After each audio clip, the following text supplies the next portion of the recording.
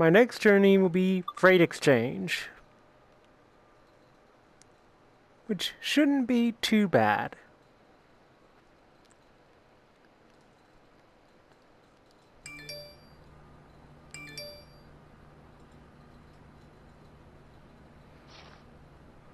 A steel train has been loaded, prepared, and needs hauling to the exchange yard north of Hagen.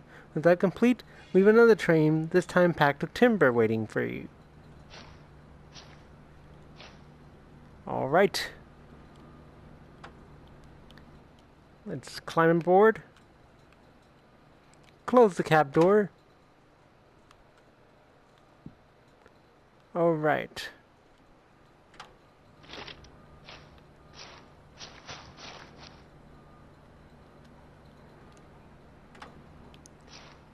I got into the wrong side of the cab, didn't I? Oh, right. Closing that door.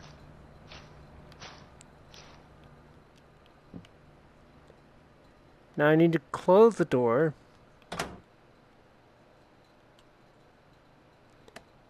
One, two, three, four, five.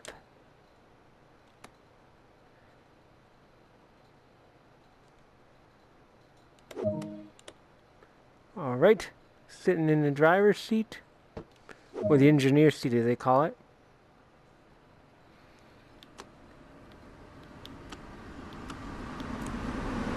Setting the master switch to neutral to let the brakes charge.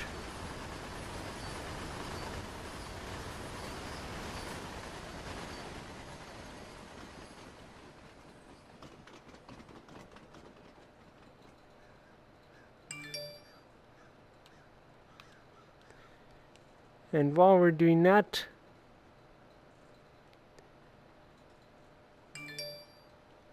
I will turn the front headlights on.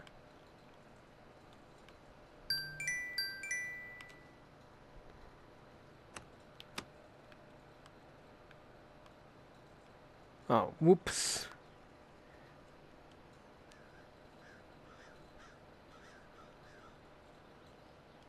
You gotta be kidding me. Solemnly swear I, John Fitzgerald Kennedy, do solemnly swear that you will faithfully execute the office of President of the United States that I will faithfully execute the office of President of the United States and will, to the best of your ability, and will, to the best of my ability, preserve, protect, and defend the Constitution of the United States. preserve, protect, and defend the Constitution of the United States. So help you God. So help me God.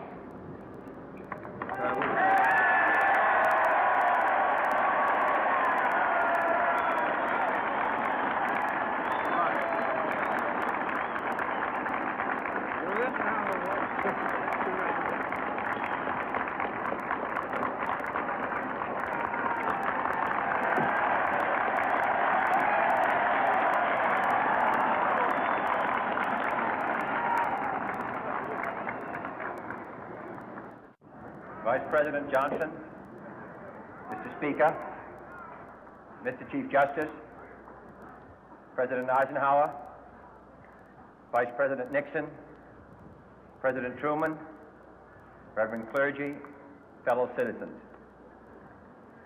We observe today not a victory of party, but a celebration of freedom, symbolizing an end as well as a beginning, signifying renewal as well as change. For I have sworn before you and Almighty God the same solemn oath our forebears prescribed nearly a century and 3/4 ago. The world is very different now, for man holds in his mortal hands the power to abolish all forms of human poverty and all forms of human life. And yet the same revolutionary beliefs for which our forebears fought are still at issue around the globe. The belief that the rights of man come not from the generosity of the state, but from the hand of God. We dare not forget today that we are the heirs of that first revolution. Let the word go forth from this time and place to friend and foe alike that the torch has been passed to a new generation of Americans born in this century, tempered by war, disciplined by a hard and bitter peace, proud of our ancient heritage, and unwilling to witness or permit the slow undoing of those human rights to which this nation has always been committed and to which we are committed today at home and around the world.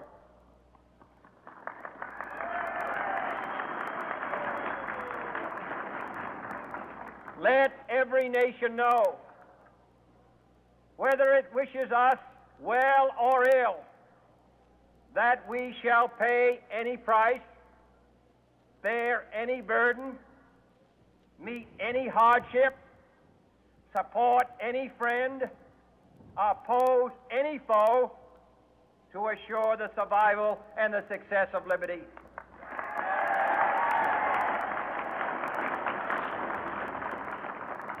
This much we pledge and more.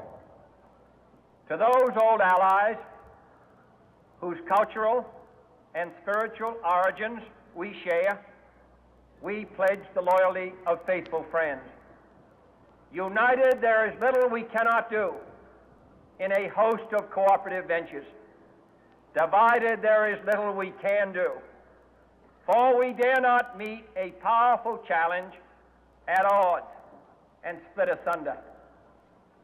To those new states whom we welcome to the ranks of the free, we pledge our word that one form of colonial control shall not have passed away merely to be replaced by a far more iron tyranny. We shall not always expect to find them supporting our view, but we shall always hope to find them strongly supporting their own freedom, and to remember that in the past, those who foolishly sought power by riding the back of the tiger ended up inside.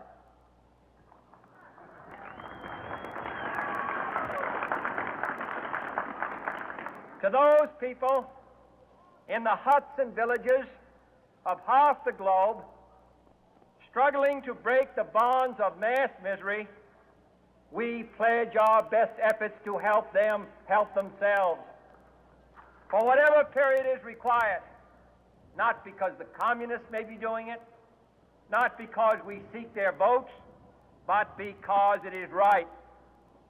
If a free society cannot help the many who are poor, it cannot save the few who are rich.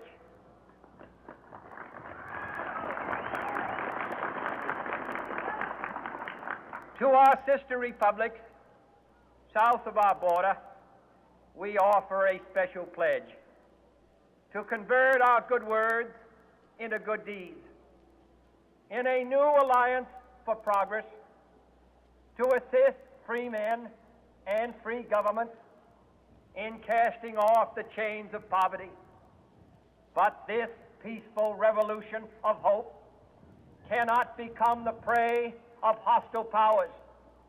Let all our neighbors know that we shall join with them to oppose aggression or subversion anywhere in the Americas.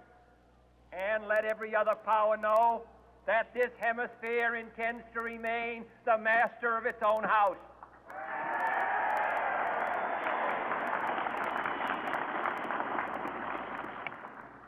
To that World Assembly of Sovereign States, the United Nations, our last best hope, in an age where the instruments of war have far outpaced the instruments of peace, we renew our pledge of support to prevent it from becoming merely a forum for invective to strengthen its shield of the new and the weak, and to enlarge the area in which its writ may run.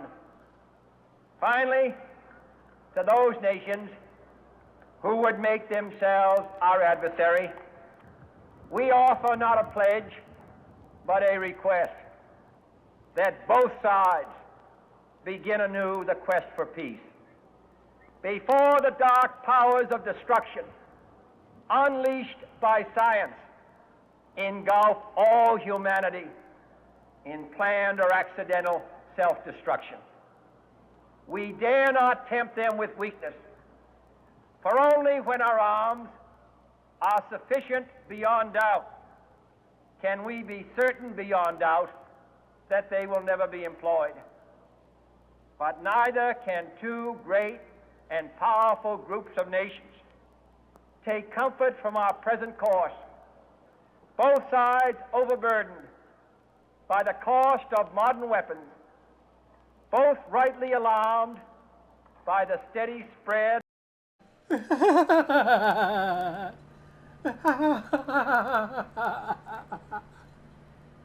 Guess what? Guess what? Another retry! Okay.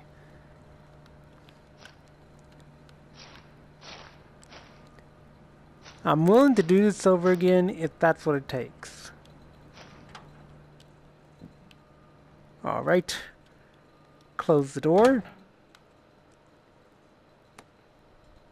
Hold the battery for 5 seconds.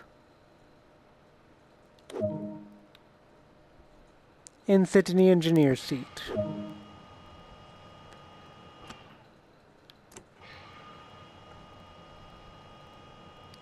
Now I need to charge the brakes.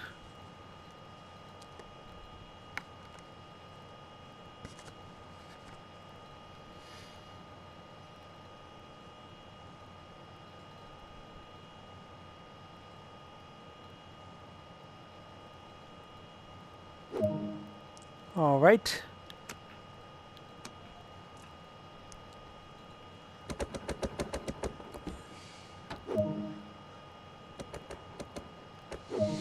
Looks like the brakes are working as intended. So I need to set the pantograph to raised and the main circuit breaker to closed.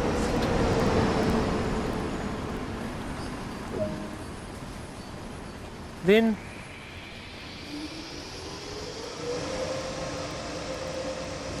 activate the lights.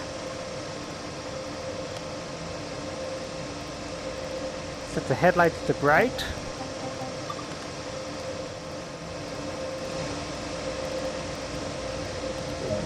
Releasing the parking brake. Now I just need to release the train brake.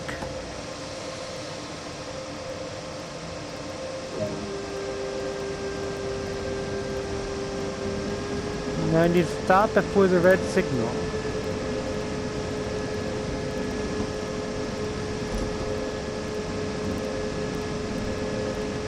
And my payload and the distance to the red signal is about 500 meters away.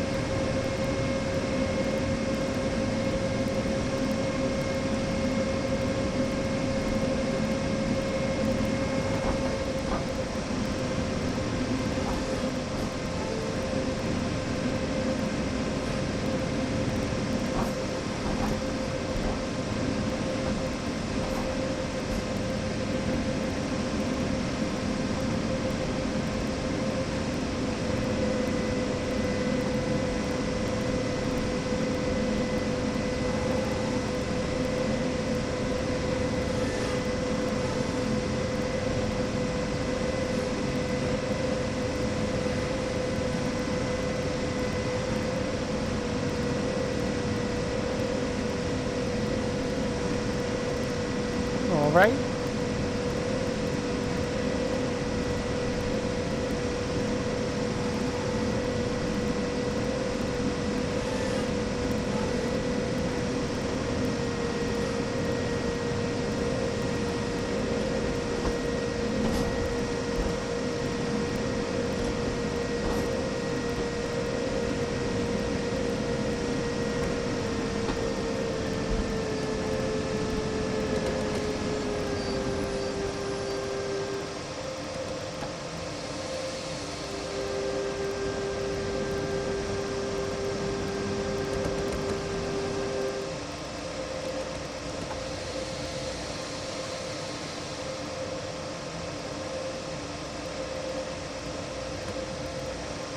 What the heck?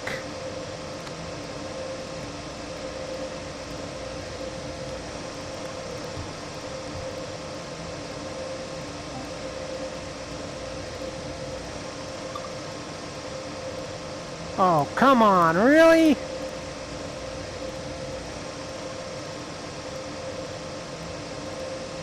Retry.